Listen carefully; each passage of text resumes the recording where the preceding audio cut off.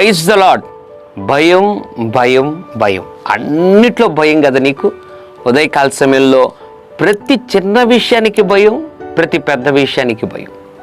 జీవితంలో ఏమైపోతుందో ఏమో అని రాత్రి భయం, ఉదయం భయం, మధ్యాహ్నం భయం, ఇంట్లో ఉన్న భయం, ఆఫీస్కి వెళ్ళిన భయం, చదువుతున్నప్పుడు భయం.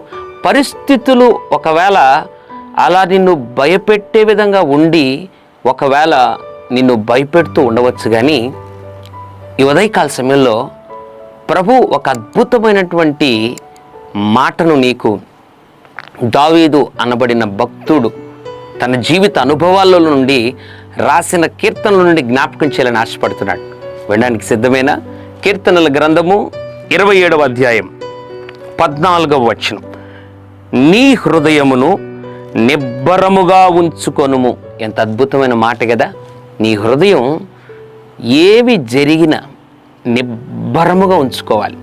దేవుని బిడ్డకున్నటువంటి గొప్ప లక్షణం ఏంటంటే అన్ని పరిస్థితిని తట్టుకోగలగాలి, ప్రార్థించాలి, జయం పొందాలి. హృదయం ఎందుకు కలవరపడుతుంది? ఏం జరిగిపోతుందేమో అని భయం భయం భయం విడిచిపెట్టేం కాదు. నువ్వు అనుకున్నట్లుగా ఏది జరగదు. దేవుడు అన్నీ మేలే చేస్తాడు. ప్రార్థన చేయి. నీ హృదయం ఈ దినము నుండి నిబ్బరముగా ఉంచుకొనడానికి ప్రయత్నం చేయి. అతి త్వరలో గొప్ప అద్భుతాన్ని చూస్తావు.